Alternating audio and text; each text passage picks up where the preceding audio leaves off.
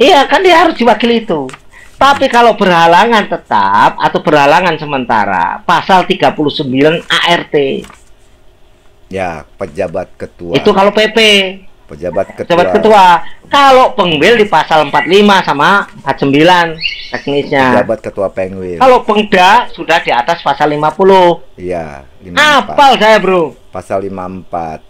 Pasal 53. Iya. Pasal 51. Kalau pengda 45, pengwil 45 ya, sampai 49. Pengda 51. Nah, 51 sama 54. Ya. 54. Kalau pengda, pengwil 45 sama 49. 49. Iya. Ada semua. Dia bilang nggak ada itu pembohongan publik. Kalau PP 39. Nah, sekarang pertanyaan saya gini. Kalau udah tukang bohong, itu nggak bisa dipercaya lagi. Makanya ketika hakim mau mendamaikan saya udah nggak percaya. Sudah. Saya sejak hakimnya diganti, Ya. 2 hakim diganti itu saya sudah, inilah Indonesia. Inilah Indonesia.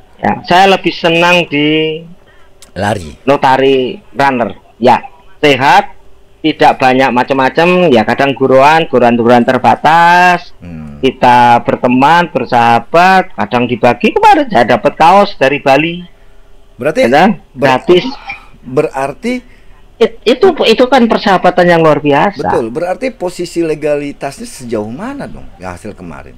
Enggak, pelaksanaannya itu jelas ilegal. Itu kan semua sudah melanggar. Iya dong. Melanggar anggaran dasar rumah tangga itu sudah ilegal semuanya. Sudah. Illegal logging. Kali-kali. Illegal logging. Illegal logging. Jadi semua pelaksanaannya. Illegal logging itu maling kayu. Kalau bahasa orang Jawa maling kayu. Kalau ini maling apa, Bang? Oke, berarti posisi illegal logging itu orang Jawa maling kayu. Nah, berarti ini posisinya tidak legal dong pelaksanaan penyelenggaraan Kongres kemarin. Bagaimana legal? Masanya sudah habis. Diperpanjang, yang memperpanjang adalah Dirjen AHU. Emang kewenangannya apa? Makanya gini, saya kritik kepada pemerintah. Ya, walaupun saya ini salah orang pemerintah, tapi saya kritik kepada pemerintah, pada Kementerian Hukum dan HAM. Kalau memilih SDM di bidang hukum itu yang betul-betul punya nalar hukum yang bagus, kemampuan kompetensinya bagus. Kompetensi itu 3, Bro. Ya. Ya, kompetensi itu 3. Yang pertama itu dia knowledge-nya, kemampuannya, skill. Knowledge-nya harus, skill itu teknis nanti. Yang ketiga, intelektualnya. Knowledge-nya is okay. Ya, knowledge-nya oke. Integritasnya itu oke. Integritas itu sudah menyangkut tentang ya kepribadian dan sebagainya. Dia mempunyai sense of psychological humanity, sense of sociality, bahkan sense of religiosity, kepekaan terhadap agamanya yang dipegang. Karena semua agama akan mengajarkan suatu hal yang baik. Pasti, nggak mungkin. Baru skill, skill memimpin. Ini kemampuan. Dirjen AHU tidak sama sekali memiliki ketiga hal ini. Waduh. Sama sekali. Kalau dalam urusan ini sudah dapat ternilai. Makanya saya menulis sebenarnya solusi yang paling bagus untuk menyelesaikan konflik internal itu pecat Dirjen AHU. Tapi apapun itu kan kewenangan presiden. Apakah presiden tahu? Saya nggak ngerti. Ya, kalau apakah ini hanya sampai di level menteri, saya nggak ngerti. Apa karena tanggung pesta pemilu kali? Ya karena P25 itu nggak pernah mendengar juga saran-saran saya. Kalau saran saya kan harusnya kan P25 itu kan kemudian menyurati setelah dia melakukan proses pasal 21, 22, ya, dia mengambil alih itu, dia harusnya action, bukan diam.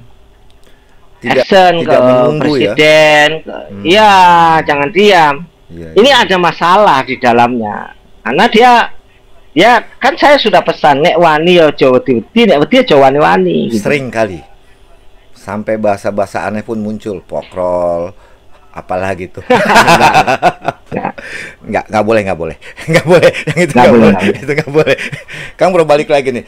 Nah, ini kan suka tidak suka sudah terlaksana, hiporianya pun sudah terjadi, bahkan di media sosial. Euforia apa? Euforia kan orang-orang dia aja. Iya. Apa namanya? Kalau apa namanya?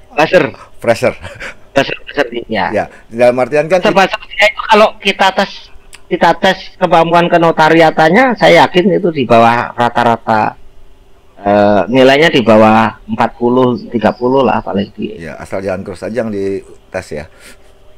Saya sudah nggak percaya lagi sama orang-orang yang datang itu, yang kemarin hadir itu, termasuk ketua-ketua pemilihnya itu, saya udah nggak respect.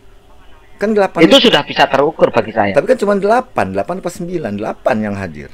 Penguin. Ya, walaupun 8, orang-orang kayak gitu kan nggak layak jadi pengurus, apalagi ketua, nggak layak. Kang Bro, kalau ini, ya, Kang Bro, ini kan ya terlepas ini kan ada 8 penguil yang menjadi presidium, kemudian ada 25 penguil di luar tidak ikut kongres tersebut. Ngitung korumnya gimana sih Kang Bro? Kalau yang Kang Bro pahami tentang korum, ini di luar permasalahannya, di luar permasalahan. Gini, pertanyaan saya gini. Pelanggar anggaran dasar, anggaran rumah tangga itu sudah tidak berpikir tentang aturan. Oh. Sekarang saya tanya, orang yang berpikir aturan itu orang yang taat aturan atau orang yang tidak taat aturan? Yang taat dong. Nah, kamu kan bisa jawab. Orang yang berpikir aturan, orang yang mindset berpikirnya itu sesuai aturan, itu orang yang taat aturan, dan itu ada teorinya. Namanya law social engineering. Ruth Coburn dari Amerika penemunya, seorang hakim. Mengapa Ruth Coburn itu merumuskan suatu teori atau kajian law social engineering? Kenapa aturan itu harus mengeprim atau membatasi? Karena kalau nggak dibatasi, orang ini nggak tahu aturan. Orang itu cenderung melanggar. Makanya ada kajian namanya law social engineering. Hukum itu adalah rekayasa sosial. Kalau hukum itu tidak membatasi, tidak ada prim rekayasa sosial, masyarakat itu akan terjadi kekacauan seperti yang terjadi dengan kondisi-kondisi zaman dulu yang disebut dengan negara penjaga malam. Ya. Itu disebut dengan welfare state. Penemunya ada Kanpek. Itu orang Jerman.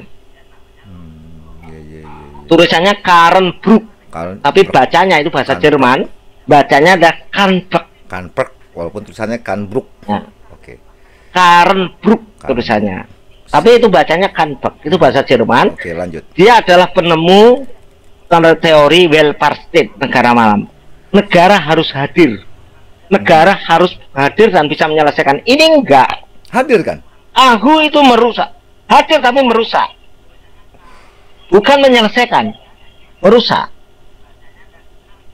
Ini kan dia tidak mengindahkan surat Ahu terakhir. Harusnya Ahu melakukan apa? Oh, nggak bisa. Ahu itu kalau itu kan basa-basi. Itu kan kemunafikan dari sebuah produk. Oke. Kalau itu tidak perlu ada surat, bro. Yang dibutuhkan sebenarnya kalau orang itu gentle, gentle mengakui salah, keliru, dan dia tahu kewenangannya di pasal 17-18 itu telah melampaui, 30/2014, dia tahu telah melampaui batas itu, karena 82 ayat 5-nya memang belum ada peraturan menteri terkait dengan pengawasan pembinaan organisasi, mestinya dia tidak malu untuk mencabut. Karena apa? Untuk mencabut itu diatur di pasal 64. Iya. Tidak perlu kita pakai pasal 66 melalui gugatan itu mestinya. Iya. Iya, tapi dia kan keras kepala, nggak mau. Saya ngelotok, bro. Saya itu terus terang aja, saya itu pidato guru besar saya itu 3 hukum, irisan hukum pidana, perdata, dan administratif. Saya ngelotok loh masalah itu. Saya paham betul pasal-pasalnya pun saya paham, sangat paham. Titik-titiknya itu paham saya. Setuju, makanya walaupun ada rekomendasi dari Komisi 3 nanti coba bukan pembatalan pencabutan itu di pasal 64. Kalau nggak percaya, pasal boleh diketak saya. Betul, pasal 66 yang mengeluarkan surat 30, yang bisa mencabut. Nah, pasal 64, pasal 66-nya melalui gugatan. Ya, 64 yang mengeluarkan surat yang bisa mencabut surat.